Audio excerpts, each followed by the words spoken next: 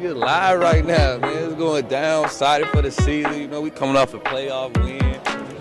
I mean, you know, we had a couple wins.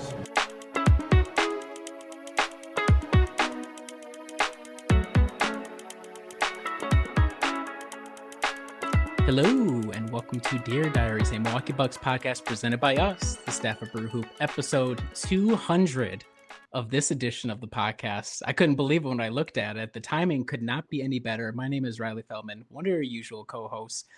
For a special podcast, I knew I had to have some special guests. Our first special guest is the usual guest. He's the usual co-host. It's Kyle Carr. Kyle, how are you doing? Doing pretty well. It's shocking we have gone 200 episodes. To think that it started as all right, we're just going to revive it. It's fine, to where we are now. Pretty impressed. Lots of film reviews, lots of pen reviews. It's been great. 200 episodes. Yeah.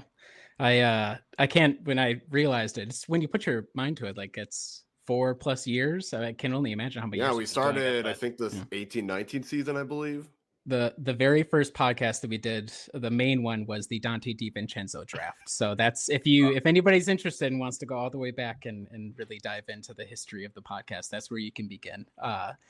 So besides Kyle, we also have a special guest.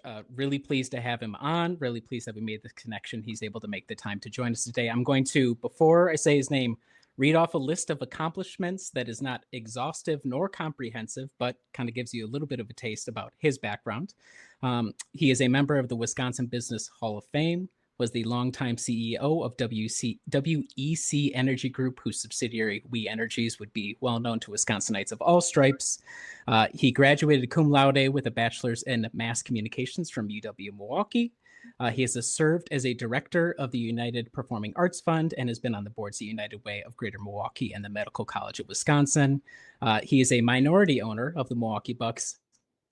Importantly, host of the Bucks Plus podcast, Courtside, with Gale Klappa.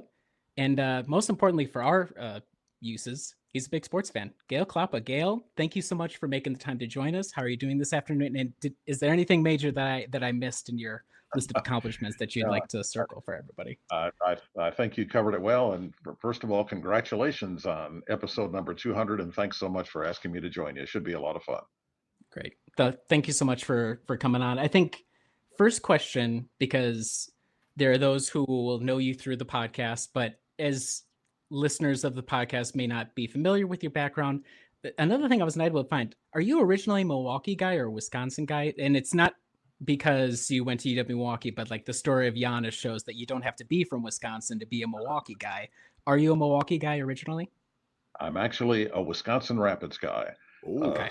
Small town in the dead center of the state. Interestingly enough, came to UWM when I graduated from high school. One of the dumber things I think I've ever done in my life, but it turned out well. I turned down a scholarship to Notre Dame because I wanted to be close to my then high school sweetheart, who went to Marquette. And by October, she had dumped me. But at any rate, that's just how things started out here in Milwaukee. But it's been a great ride. I was going to say, it happens like that sometimes. And I'm sure one of our members on Brewhoop, Gabe, he also is from Wisconsin Rapids. So he's probably going to do a little fist bump by the time he hears it. Terrific. Yeah. But in terms of, I guess, like with the team and everything, so I guess walk us through like how you got involved. Like what was the process of you becoming part of the ownership group? Or did you reach out to them? Did they reach out to you? Yeah, good question. So the new ownership group, as you know, came in 2014, purchasing the team from Senator Cole. And Wes Edens and Mark Lasry, who were the two majority owners along with Jamie Dinan, really very, very accomplished and smart business people. But they understood that a lot had to be accomplished here in Milwaukee with the Bucks for the Bucks to be able to stay in Milwaukee. If you remember, the league approved the sale to this new ownership group with a couple of conditions. And one was that a new arena had to be built by a date certain. The new majority owners realized they didn't have any background in Wisconsin and really wanted to make sure they had some people on the ground here who would be small minority owners who could help guide all of the work that needed to be done, both in terms of getting a new arena financed, getting all of the approvals that had to be done through the state and through the city and the county. And so a number of us who had been active with the Milwaukee Chamber of Commerce were approached by Wes and Mark, and I was very impressed with their vision, with their commitment, and I decided at their invitation it'd be a great idea for me to become a small minority owner of the Bucks. So that was 2014, and fast forward through one championship and hoping for another. There we go. I was gonna say, you got to see almost kind of like what you invested in, like something that you put your heart and soul into to pay off in that 2021 championship. Were you able to go to any of the games? Oh yeah, yep. I went to every one of the home games, and a group of us went to one of the Phoenix games as well. It was a terrific ride and a really cool experience. And on top of that, being able to get a ring, that was neat. Yeah, I was just about to ask, like having the ring, like it's got to be awesome, like having that, and you can just display it. You can either display it or you can wear it. So are you kind of someone that just shows it off, or are you every once in a while just put it on? It's like I'm just gonna have this on, no big deal. Well, I can't wear it all day long. It is so big that I'd have a finger injury. So big and so heavy that I would really injure my finger if I wore it all day. And I was also able to get my wife a pendant. So it was a really neat memento and a great experience. Awesome. And what is it like trying to, like, you kind of talked about helping out with the arena, but what are some of the other things that you try and help the ownership group and the team out with? Not necessarily on a day-to-day basis, but just kind of other things that you kind of put your foot in, like put your boots on the ground and get involved in. Well, I'll give you a couple of examples. And the president of the Bucks, Peter Fagan, who's done a phenomenal job. I got to know Peter in the fall of 2014 when he came to Milwaukee as president of the Bucks. And Peter was very, very good about reaching out to a number of us locally for advice on a regular basis, for input on a regular basis. So I would say that I've been fortunate to be, one of the people in the kitchen cabinet for Peter Fagan. But I will give you an example of how Peter has used us. Some of my background in the early years was in broadcasting. And I worked my way through the University of Wisconsin-Milwaukee as a newscaster here in Milwaukee. And Peter knew about my broadcast background. So after the championship year, when we had both Ted Davis, who was the radio play-by-play voice of the Bucks, and Jim Patchke, the iconic TV voice of the Bucks, both retired. And Peter and another staff person from the Bucks and I basically functioned as the hiring team, if you will. We went through, oh my goodness, hundreds of reels of broadcast professionals, and I'm very proud that I've been a small part of helping to hire two great broadcasters who today are still with the Bucks, both on the radio side and on the television side. So that's just an example. Awesome. And yeah, I guess walk us through, as Riley mentioned, you have your own podcast on Bucks Plus, Courtside. So just walk us through a little bit of what that is, kind of how, is it like an every week thing? What what that podcast is all about? Well, I'll be happy to. We do the podcast every week during the regular season. So it's 20, depending upon 23, 24 weeks. And we have a whole variety of Bucks voices. So this season, for example, we started the year with Jimmy Haslam, the new majority owner of the Bucks. We've had Peter Fagan, we've had John Horst, we've had Dame, we've had Kyle Kuzma. We have just a wide variety of Bucks voices talking about the hot topics of the week, talking about allowing our guests and our listeners to get to know the players a little bit from a personality side. And there's kind of a funny story about how the podcast actually began.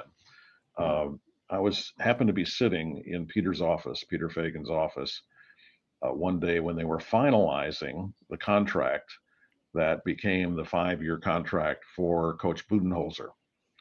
And Peter said, I think we ought to ask in the contract, maybe we ought to throw in a requirement for Coach Bud to do a coach's show.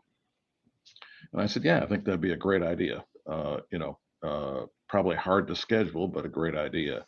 Peter said, yeah, I think we'll try that, but I wonder who in the world we'd get to do it. And I said, I'll do it. And Peter is like, are you crazy? I said, no, I would love to do it. Well, he made me audition, and I think I passed the audition. And so this is the 7th season of Courtside. It airs on WTMJ, the flagship station for the Bucks, and then turns immediately into a podcast that is available anywhere you get your podcasts and available also on the Bucks app.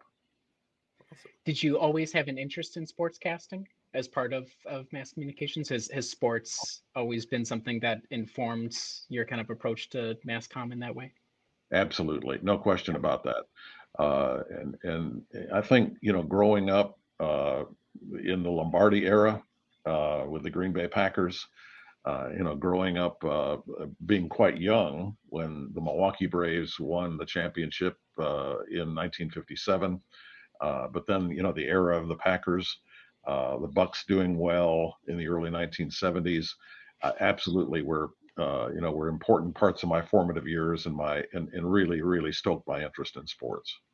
Yeah, it's a beautiful thing, and it's great, this kind of path that's led you all the way, connected you back to the Bucks, and then in a small sort of way brought you here, which is an amazing thing. So thanks for all that background. I think that's great information, and so we're going to put you to the test right away. All right.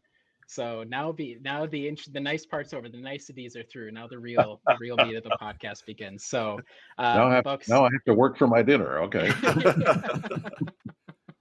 We're not Peter, but yes, we are now going to have you on, go through the work and audition.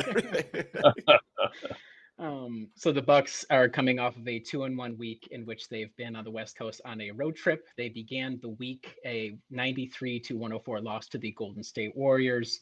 They went down to LA shortly thereafter in a 118-89 drubbing of the LeBron-less, Luka-less, Austin Reeves-less, Jackson Hayes-less Lakers, but still a professional victory on the road, which is needed given the standings. And then finally, a 114-108 victory over the Kings. The final two of those games without Damian Lillard, who has been out with a groin injury and will also be a miss tonight in Phoenix.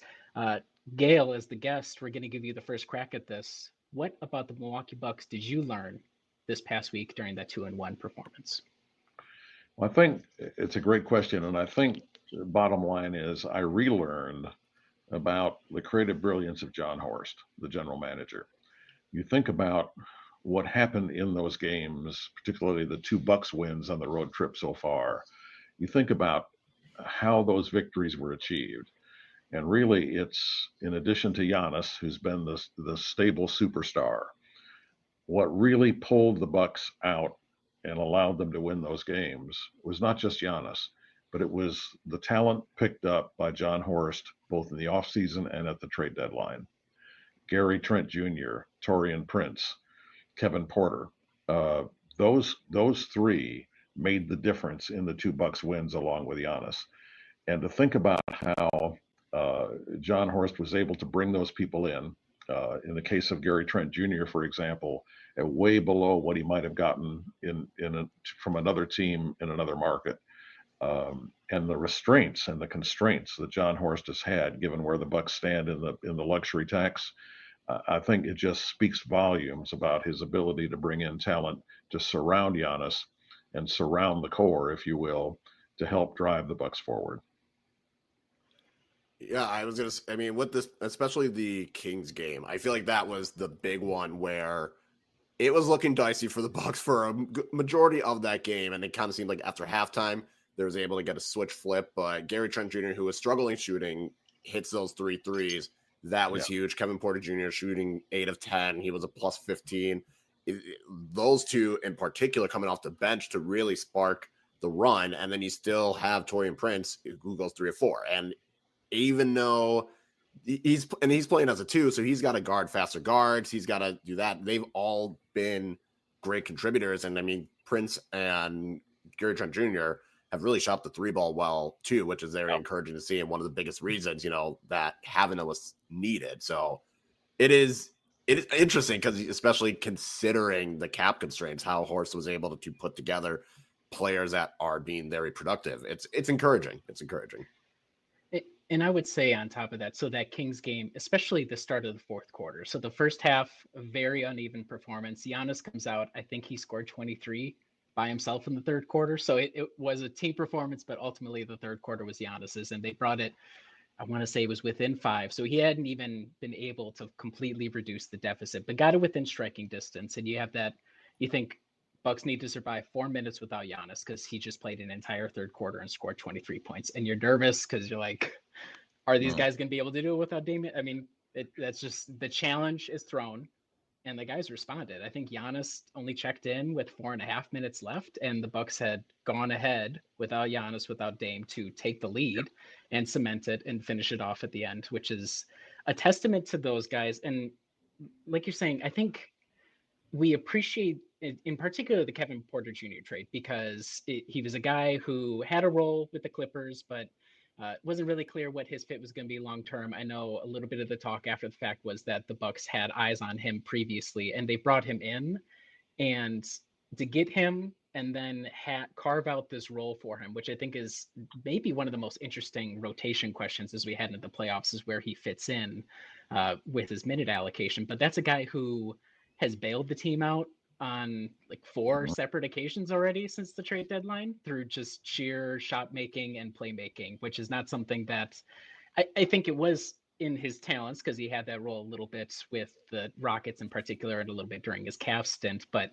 to be able to bring him in and then put him in a position to rely upon him to be able to create and lift the team like that is it's those marginal moves that makes and breaks an executive the NBA. I remember very specifically when he won his Executive of the Year award, there wasn't necessarily a huge swing. The Bledsoe trade was the one huge swing, but there was also so many small moves in the lead up to that. A lot of just marginal, we'll get this guy off the end of this roster, but we'll build up that asset base and then finally be able to put it all together. So I think it's a testament to the ability to creative problem solving, really, at the end of the day, especially with so many constraints. And to your point, while he's not playing now, before Jericho Sims got hurt, you talk about theoretically minor moves that can make a huge difference. I mean, this big young center came in and he started turning heads with his ability to set picks, with his defensive capability, and with rebounding. Now, of course, he's hurt with a thumb. Hopefully, back before the end of the season, and if not, it's certainly for the playoffs. But again, another creative move that really seemed to help the team. And I think for the long term, Jericho might be a real keeper. Yeah. I was joking on Blue Sky the other day. I said John Horst took one rotation piece, Chris Middleton, who is a very important rotation piece, but he went from that and now he got Doc Rivers 3 rotation pieces between Sims before the injury, Porter off the bench, and then Kyle Kuzma being a spot starter out of nowhere. Like when you're at the deadline and wondering what the direction or with the group that's assembled, how it's going to come together, and then throw 3 more players in, like it's just great for the coaching staff to have more strategic flexibility. Those guys offer new folds that might not have been there before, which is what you ask of a GM is give them a shot, give them as many different avenues to success as you possibly can. And given the size of the trades, the fact that he was able to get 3 is noteworthy. I'd say I'm not sure if he's going to win Executive of the Year, but it's really tidy work at the trade deadline. And I was going to say, Kyle Kuzma was huge in the fourth quarter with his rebounding as well. Yep. So that was another. I was not the biggest fan of the trade, but as I mentioned, Kyle Kuzma has not done anything wrong. He's put in, so far it's been a great start, but also wanted to give him a shout out because his defensive rebounding in the last minute of that Kings game was probably the biggest reason the Bucks won. Yeah. Yeah. Kyle, I know. So we're talking about John Horst acquisitions. Gary Trent Jr. did get a shout out. And you kind of hinted that might be something you learned this week. So what did you learn about the Bucks this week in relation to Gale's learnings? Yeah, I think with Gary Trent Jr., there's a part of me that's thinking, why don't we just have him have him be the starting 2 guard? You know, he was that when the season started. He didn't have the best start. Shooting was a little bit of a struggle, but since then, he's really turned it around. And then when we kind of got to this jumbo lineup it was almost thinking, well, maybe we should have Gary Trent Jr. start at the 2 guard again. But I'm starting to wonder, maybe Gary Trent coming off the bench is the best thing for both him and Milwaukee in terms of both consistency, but also what he can provide. Riley, you mentioned it in your offensive piece. I think it was at the end of last week. But Gary Trent Jr., while he can shoot, and that's his main area, he is someone that can create something off the dribble, be able to, do more than just catch and shoot. So I wonder if that's also the reason why he hasn't come off the bench. But I think it's still something worth noting. I do wonder if Doc makes that adjustment or if he just rides it out, and then last week, Jack and I were talking about, well, we got to bring back Gary Trent Jr., but do you also bring back Kevin Porter? Other than the first month, Gary Trent Jr. shot above 40% from three, and in his last 10 games, he shot 43% from three. So he's doing a very good job shooting the ball. And I think defensively, he's always being asked to do a lot and try and help out the team. So I think it's going to be one of those, maybe Gary Trent Jr. starts, but also maybe having him come off the bench is best for the whole squad. Now, Kyle, for what it's worth, I would say, from my perspective, and I could be wrong, having Gary Trent come off the bench is probably the best solution for the Bucks, and for one reason. I think early in the season, when he was the starting two guard, the assignments he was having to take on defense, I think those assignments were wearing him down and hurting his shooting capability. So now, coming off the bench and not having to take on the best shooter on the other team, I think is making a huge difference in Gary Trent Jr.'s productivity, for what it's worth. It's interesting you're bringing that up, Gale, because so throughout last season, one of the things that came up a lot was the Dame Malik Beasley pairing, and how statistically, whoever the other team's guards were, you were very likely to have a career night, because similar situation where Beasley was asked to be whoever the best guard of the other two on the other side, you were going to guard that guy. And that's a credit to Beasley to maintain his 3-point shooting the way he did throughout the season. But it was always a bit of a flawed setup. And now, so you throw Gary Trent in, and he's a better defender. But again, it's a heavy load. Like, it's a heavy ask. And Taurean Prince, although I did not see him as a shooting guard when the Milwaukee Bucks signed him because he's 6'8", but he's doing the job now. On the offensive side, it makes sense, like you're saying, Gale, because if Prince puts in all the effort defending the best guard or wing on the other side, he is largely on offense a stationary guy. And he's an excellent stationary knockdown shooter. I think he's still the second best 3-point percentage on a certain volume in the league this year. And outside of a couple of drives to the hoop, he's not asked to do a lot of creativity on offense because he's so good at what he does. So I think people still look at it from a structural point of view and say, okay, one of our forwards is being asked to guard the other guards. But we've talked over the past couple of weeks that the Bucks defense has improved a lot since the trade deadline. It's improved a lot over the course of the season.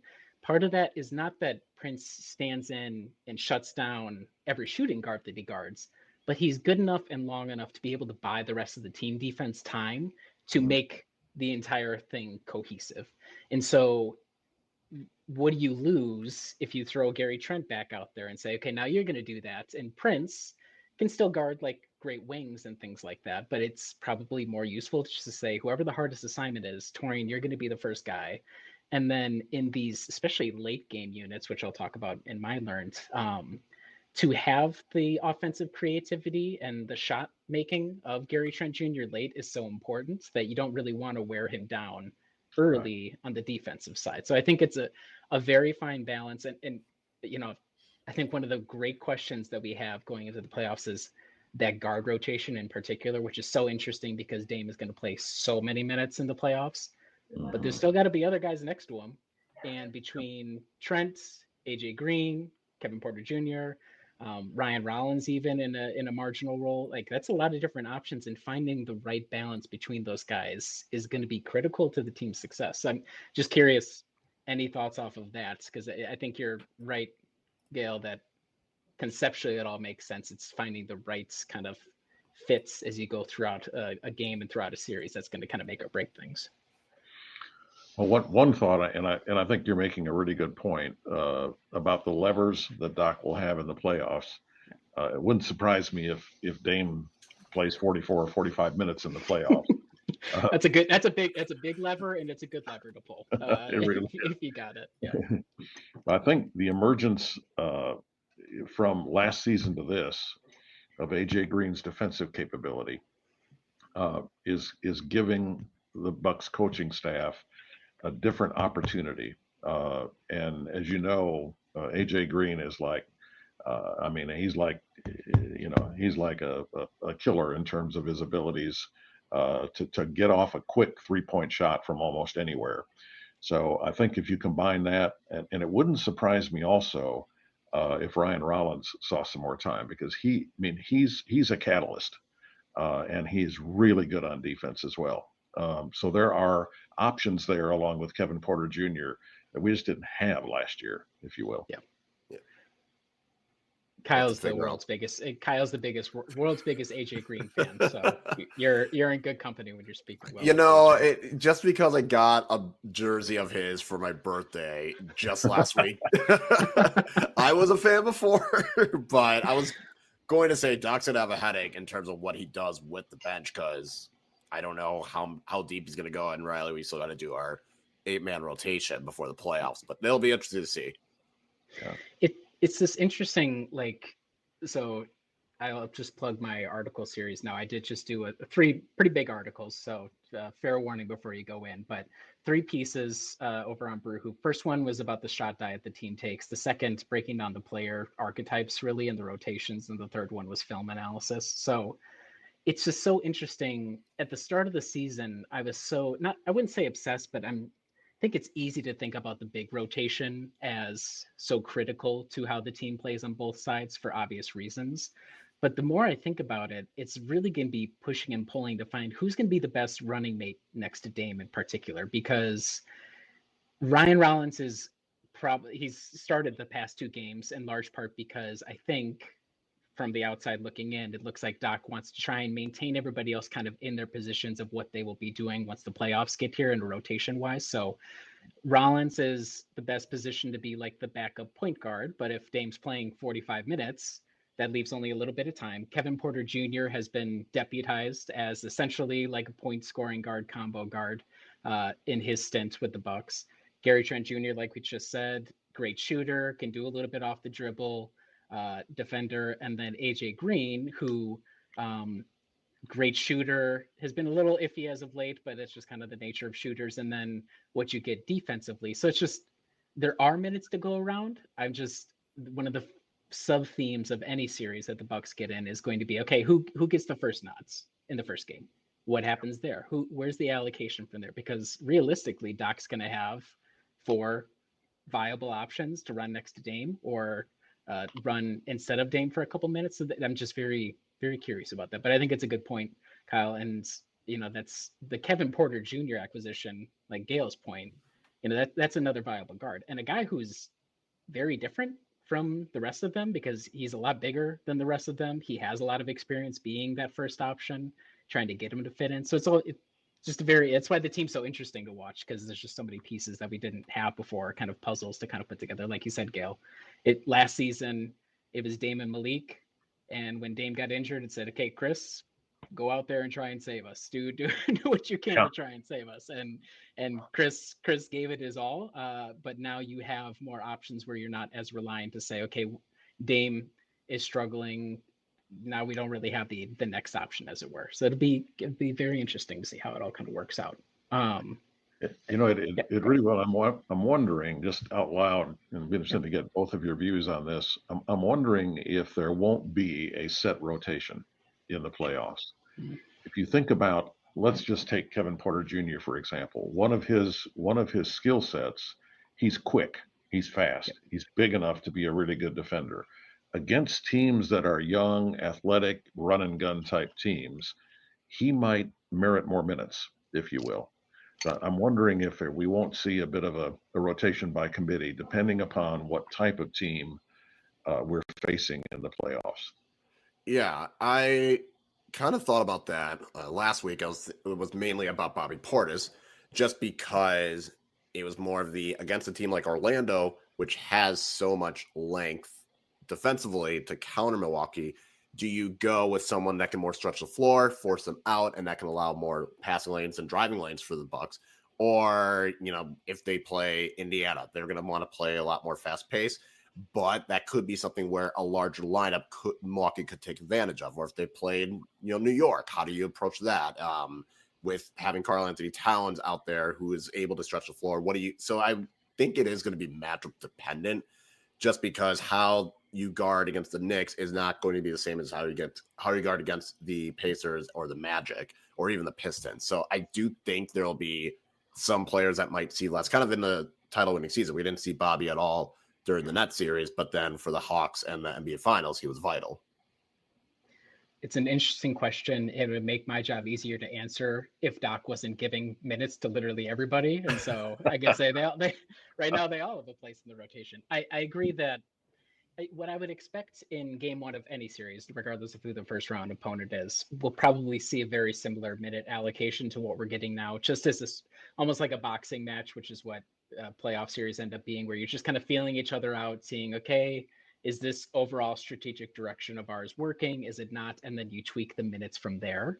And so, yes, I would expect somebody like Kevin Porter Jr., who I think has to me, because he still feels a little bit like an unknown. Like he's been great in the minutes so far, but how the fit's going to be with Dame, who he doesn't play next to all that much, which is something I learned is there going to be a situation in which we run those guys together for heavy minutes out of the blue? I'm not sure. But yes, I think it would be pretty situational, and it might even come down to like which of you guys are making 3-pointers. If you're struggling and hey, we got to try and score somehow, somebody else has got to try and get in there. So it could be even basketball is a simple sport in that way sometimes, where you just say, hey, if you're not making the shots, unfortunately, we got to try somebody else just to see if they got the hot hand. So I do expect Doc to be pretty flexible because the Pacers series, partially because of injury, but Doc got pretty creative in the Pacers series to see if he could find anything with what he had available to him. And so I'm not too worried about, as the series goes on, him sticking with somebody that's not working simply for the sake of it. But as you guys have both pointed out, there's a lot of flexibility available, which is, I think, a great asset for the team. Here's what I learned about the Bucks. This will be the final of the three. So again, big series of articles. The thing I learned is the clutch time offense is really bad. It's really, really bad. And by really bad, I mean statistically the worst in the league by a significant margin. I think their offensive rating in the final 5 minutes of games in which the score is within 5 points, which is what counts as a clutch game, I want to say it's 96.5. And they're for the season, I don't have the number in front of me, but they're in the 1 teens for the regular season. So, or for the rest of the minutes. When you look at the film, you watch it, and it's so interesting watching because Dame and Giannis are both tremendous offensive players, but there are times in which it feels like the ball gets a little too stuck in their hands. And the closest that we get in terms of actions on a play-to-play basis are pick and roll attempts in particular. And we're still at this point now where I don't think Giannis is the most comfortable pick setter. In the Warriors game, for example, the Bucks got it within 5. There's 5 minutes left to go, and they didn't score a single other basket from the floor the rest of the game.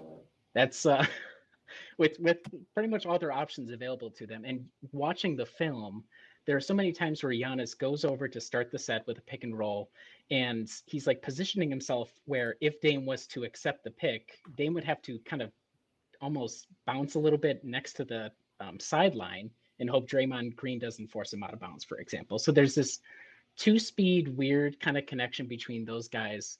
And so when I'm looking at it and wondering what the clutch offense is going to look like, the defense is phenomenal. Like I think the defensive rating over since the All-Star break is like 75.6, which is like unbelievable defense rating. So the team is good in clutch time because the defense is that good, which is a good thing. It's the formula that got them to the title in 2021.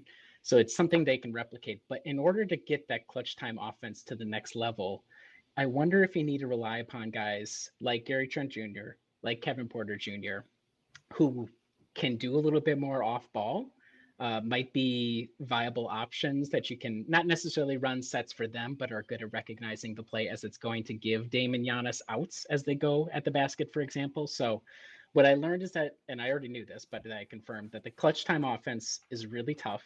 It's a lot of really tough shots and kind of shots outside of the flow. What the answer is it's kind of your mileage may vary, what your favorite response or what you think the fix would be. But I wonder if it does kind of come down to personnel, like have Brook out there if the matchup works to set the screens, because he's a great screen setter and his pick and roll game with Dame has been excellent all season long. And then you have Giannis off ball who can draw attention. Maybe that opens up the floor. Maybe you have Trent or Porter Jr. to be the either shot creator or shot taker guys. Just very interesting, this dichotomy between a really bad offense and a truly, truly excellent defense. And how do you how do you square that circle? If you can just get the offense up just a little bit, it doesn't have to be the number one offense in the league. If it just improves a little bit, that's so important because the playoffs by their very nature are close games. And so if your offense is bad in close games, it's not a winning formula. That's just how the numbers work. So that's what I learned. I'm curious for any thoughts on the clutch time offense from the Bucks from you guys. It's kind of surprising considering how good Milwaukee was in the clutch on the offensive side last year. Last year, they were 7th overall with a 119.8 offensive rating. And the teams above them were the Celtics, Clippers, Bulls, Nuggets, Mavericks, and Thunder. All really good teams, and the Bulls. So it is kind of surprising, like the complete 180 of the offense with mostly similar players. Like you still have Giannis, you still have Dame, you had Chris, you have Brook, and I feel like having those, you would think that the change wouldn't be so drastic, but I think a lot of it just comes down to the true shooting. Milwaukee just is not having, they don't have shots fall. Last year they had, I think, like a 60% because I wrote an article about their clutch offense and if this was sustainable. And this year their true shooting's, mid to low 50s. So is it just a matter of some shots just need to fall? Is it, as Riley's talked about, like scheme, personnel, whatever? I don't know, but I feel more confident that that's going to get better, right? Right. Well, it for the Bucks to have a deep run, it's going to have to get better. No question about that. It is interesting when you listen to Doc's post-game news conferences, and when the Bucks don't fare well on offense, he talks about the ball sticking. Mm-hmm. And when the Bucks really are sharp on offense, the ball pops, the ball moves. There are 1 and 2 actions, and they find the open shooter with a third or sometimes a third or fourth pass. I think maybe what we're seeing is the ball sticking in clutch time, and somebody's trying to play hero ball and not getting off the best shots. That's a theory. I don't know that that's the case, but with the talent there is on the team, I still think Doc's central point is we can't be stagnant. We've got to keep, we got to cut, we got to move, we got to find the open shot. The ball's got to pop, and that may be the key to improving both first 3-quarter offense and clutch time offense. I did see an interesting point about the Bucks' first quarter scoring, and I think they were like top 5 in the league in terms of first quarter scoring efficiency. Is that correct, Riley? Yes, I believe so. I think the first quarter and second quarter, they're top 5 in the first. I want to say either upper half or maybe even top 10 for the second quarter. And it's that we had a long stretch of that season where the third quarter was, it was essentially a joke coming out of like, well, they forgot that they had to keep playing after halftime. That was just kind of like the running joke. And then fourth quarter is usually solid up until those final 5 minutes. But you're right that the first quarter offense in particular is usually quite good. So a provocative question for the two of you: is the fourth quarter fall off a sign of the age of the team?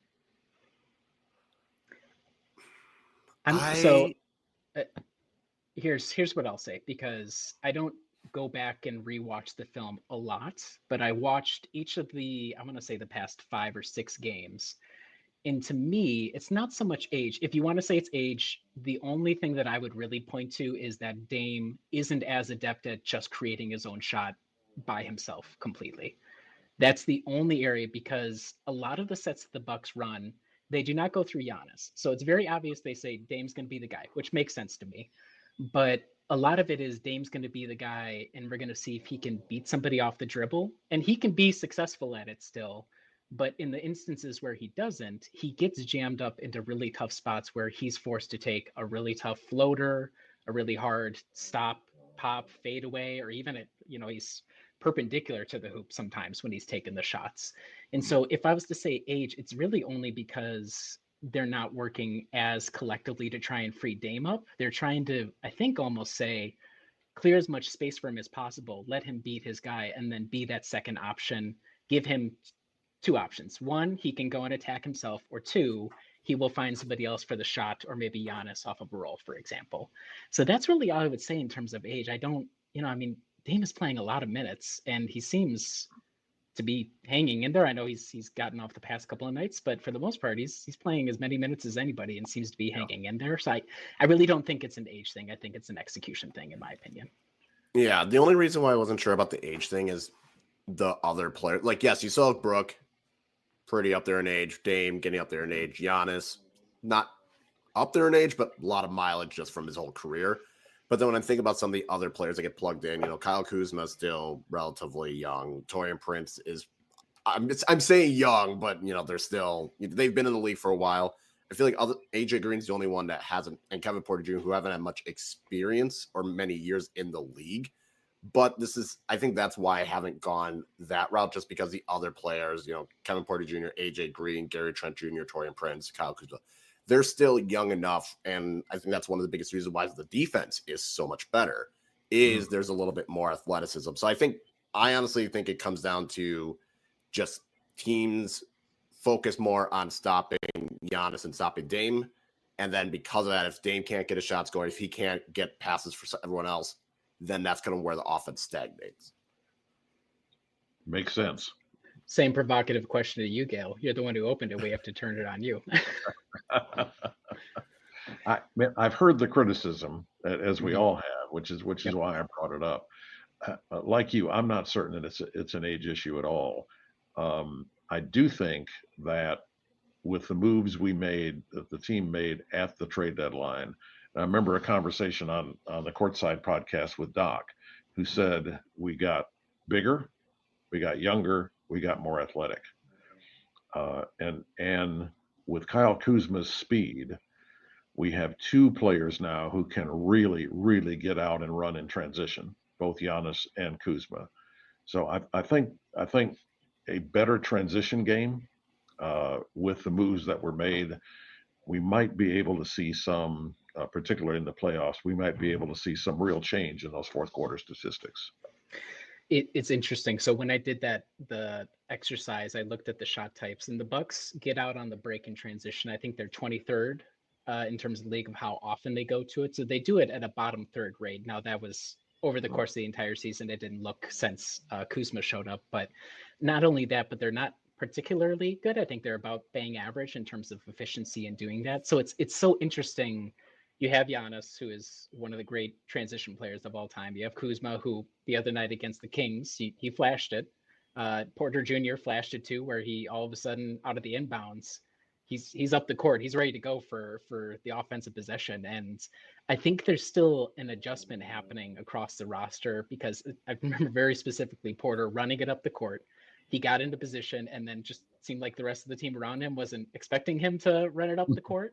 And he's like, oh, okay, well, and then he had to stop the momentum. And then that was kind of that for that possession. But there are small things like that. And I know John Horst, after the Kuzma trade, had said in particular, hey, we think that transition is going to be an opportunity for us in the playoffs in particular. I would just be curious how much they really truly go to that, because so many possessions, it seems like it's a built-up habit where even if you corral the rebound, in the past, unlike Budenholzer, for example, I would think of so many times where they grab it and they go.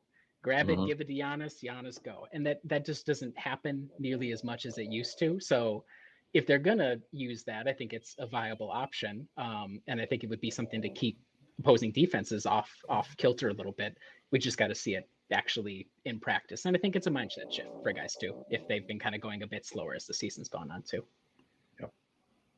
Yeah, it's an interesting question, because the talent is there. The talent is tantalizing. And the pick and roll game, which was something that was only utilized a little bit last season relative to expectations, it's dominant this season. I think they're top 5 in finishing, both from the roll man and the ball handler, primarily being Dame in this case, and either Brooke, Giannis, or Bobby. The other thing that I did not mention, Bobby coming back, he's another wild card on offense. I don't really know. It's been so interesting where you had the Jericho Sims experiment for a bit there until the injury. Now you have Kyle Kuzma. That's going to be another wild card, which I don't really know how to be able to account for, but it's another tool for Doc to pull, kind of use. So interesting questions. I think an interesting week. The Bucks play the Suns tonight.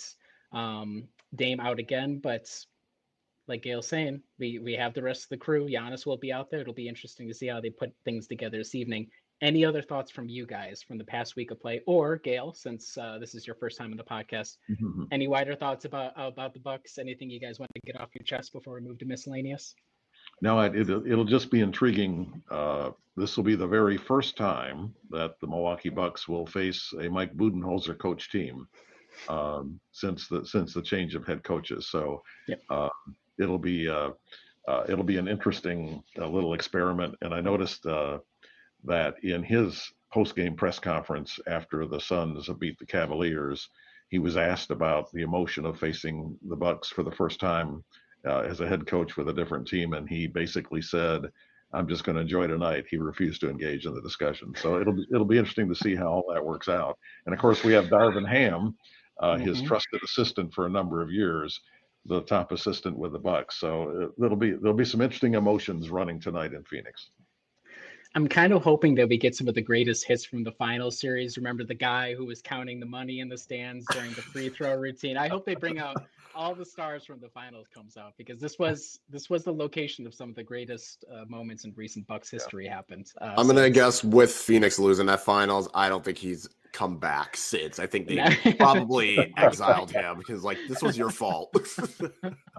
And it's the site of the Valley Oop. You remember? Yes. Remember that incredible pass from Drew Holiday to Giannis? I think all of us were speechless. I couldn't believe it happening live. It was literally happening live. Have the courage, let's call it the courage, to make that kind of play. We'll never. And I openly questioned, why did he throw that alley oop? And I mean, it worked. I was like, why did he do that? It was cool. I was very nervous. Oh, absolutely. I had the opportunity after the fact. I had Drew Holiday on one of our podcasts, and I asked Drew about that.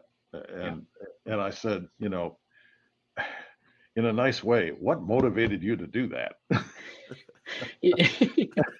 And he said, well, there was only one guy on the planet that I know could have hauled that pass down, and that's why I did it. Yeah. It's magic. You can tell it's so instinctual in the moment, because literally everybody at home said, "Oh my God, what are you doing?" And then Giannis and all the pictures, the footage, everything about it is so iconic. It'll definitely one of the top moments in franchise history. Yeah. That's awesome. Where you get a chance to. Did you word it say, "What the hell were you thinking?" Or did you word it a little more diplomatic than that? He did. I was more diplomatic, but he did say that he was so glad it worked because it would not have been pleasant walking off the court had it not. It's a sliding doors moment for sure, but it all went well for Milwaukee. That's amazing. Awesome. Okay. That's been a great discussion about where their team is at. Not much season left. The playoffs beckon. Very curious how the rest of the season goes here into the playoffs. With that, we're going to switch gears into our miscellaneous segment. We're going to first start with our rapid fire questions. First question for you guys. Favorite part of outstate Wisconsin to visit? And in this case, we're going to say outstate excludes Madison and Milwaukee. If you want, Gale, you can say Wisconsin Rapids, but you can also expand here if you would like. That's if you like visiting Wisconsin Rapids. But favorite part of outstate Wisconsin to visit is? Lacrosse. The North Woods.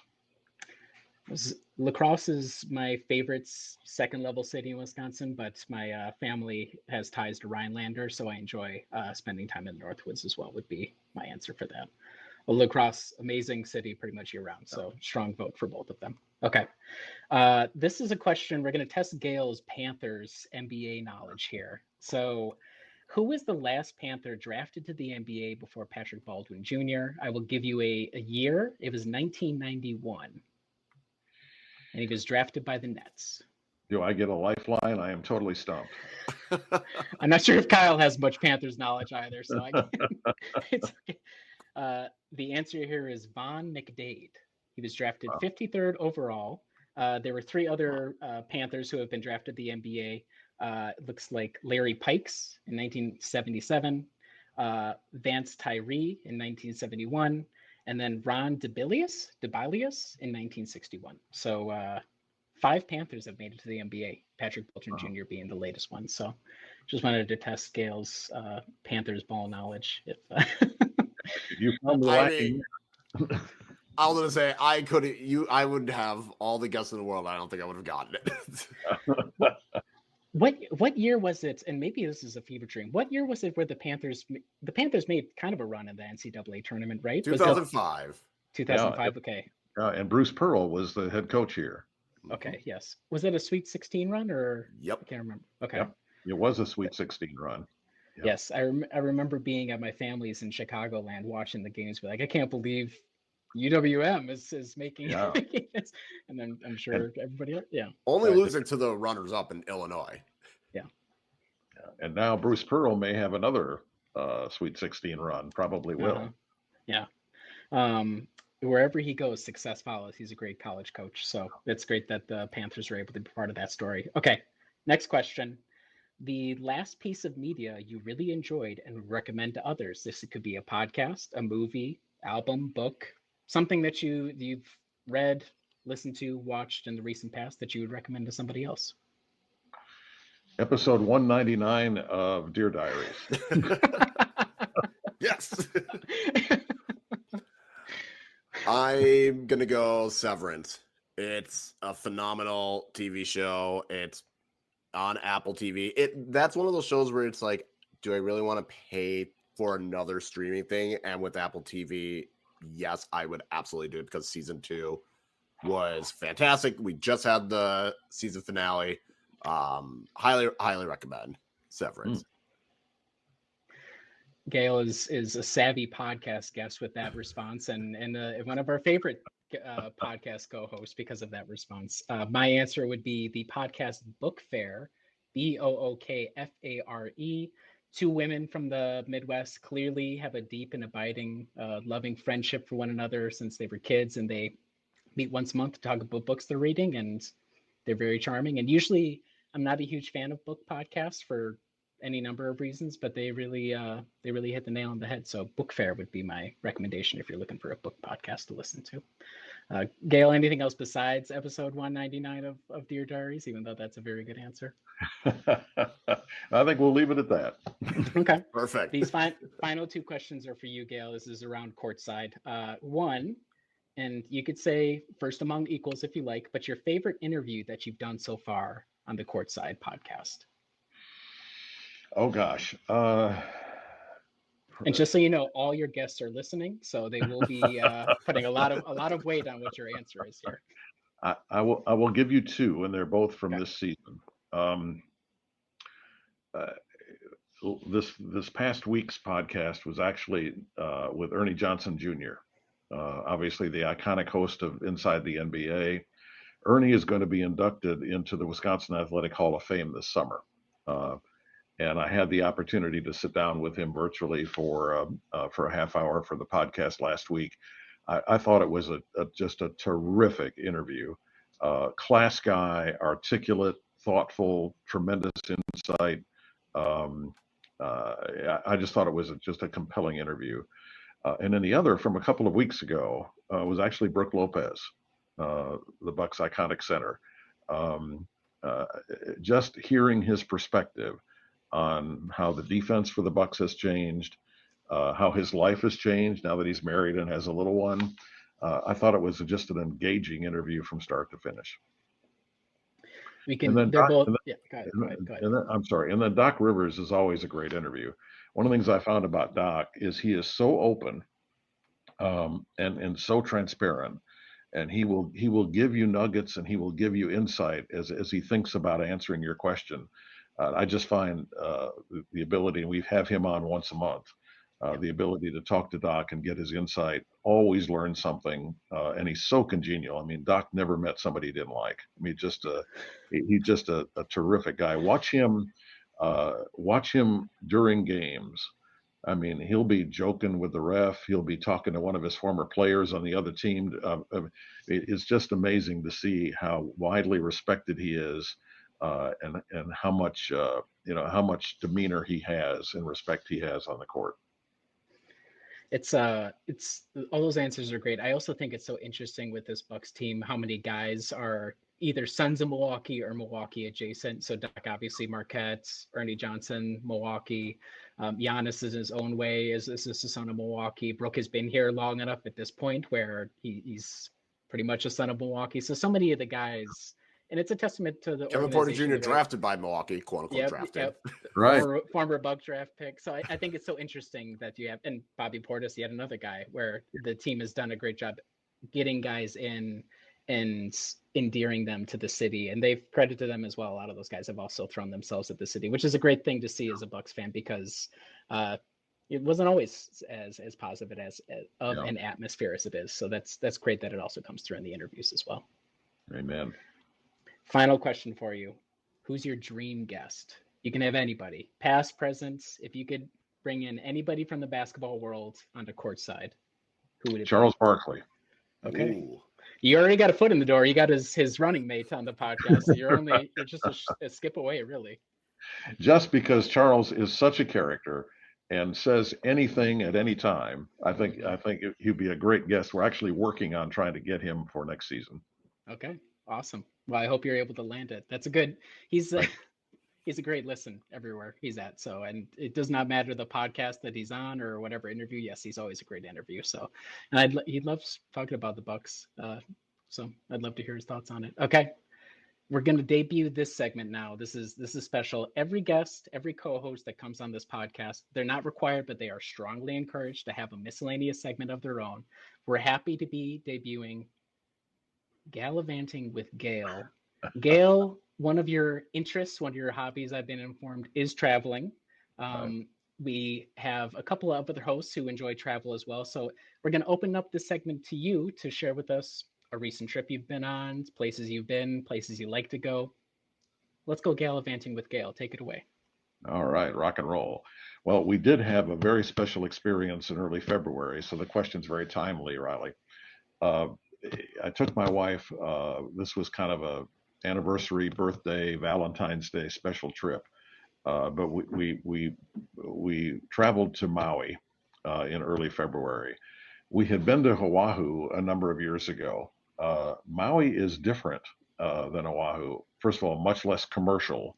I mean, Oahu's great. Don't get me wrong. There's tremendous things to see. There's Pearl Harbor. There's just it's an amazing experience going to Oahu. But we thoroughly enjoyed Maui. First of all, it is probably even more beautiful than Oahu. I mean, the scenery is just absolutely spectacular. The weather was phenomenal. The walking trails were just exceptional, and it was just one of the most relaxing and special experiences we've ever had. We've been fortunate in that years ago, with the company that I worked at in Atlanta, a company bought an energy company in England, and we were asked to go run that company. So during our expat experience over the years there, I think we were based in England for 3.25 years. We had the opportunity to travel literally all over Europe as well, and really special. One of our most special experiences was really actually visiting the Scottish Highlands. You don't hear much about the Scottish Highlands, but it was our favorite place to go in the United Kingdom. And so I would point out Maui as if you've not been, put it on your bucket list. Just an exceptional, beautiful experience. And then if you get to Europe and you get to England, go up to the Scottish Highlands. And you'll see the Loch Ness Monster maybe as you drive around the Scottish Highlands. I got 2 follow-up questions for you. For all our listeners who need listener envy, what was the average temperature while you were in Maui in February? 76. Okay, that's what I expected. 2, outside of the mountainous terrain of both, could you have chosen 2 temperamentally different places than the Scottish Highlands and Maui? No. so you've really traversed the widest possible gamut of both ends of the spectrum, which is an awesome thing. Yeah. I love Maui. I've been there twice. It's a beautiful island. I've not been to Scotland. It's kind of one of those where feel like if I go to England, I have to make a trip up there. So I'm going to keep that in mind. Yep, absolutely. Go to Edinburgh and then drive up to the Scottish Highlands. You'll enjoy it thoroughly. Perfect. Well, great. This has been awesome. Gale, thank you so much for the time. This has been a great conversation. Final plug, Conversations with Gale Klappa. Anywhere else you'd like people to find you, or is that the main avenue you'd point people towards? Courtside with Gale Klappa, available wherever you get your podcasts and also available on the Bucks app. And guys, thank you so much for having me. It's been great fun talking hoops with you. You as well. Likewise. Yeah, it's been great. And for everybody watching, listening at home, this is Deer Diaries. Like, subscribe, share with your friends. Over at Brewhoop, we got all the pre-game, post-game, and in-between game coverage at brewhoop.com. We thank you so much for listening, and we'll talk to you again very soon.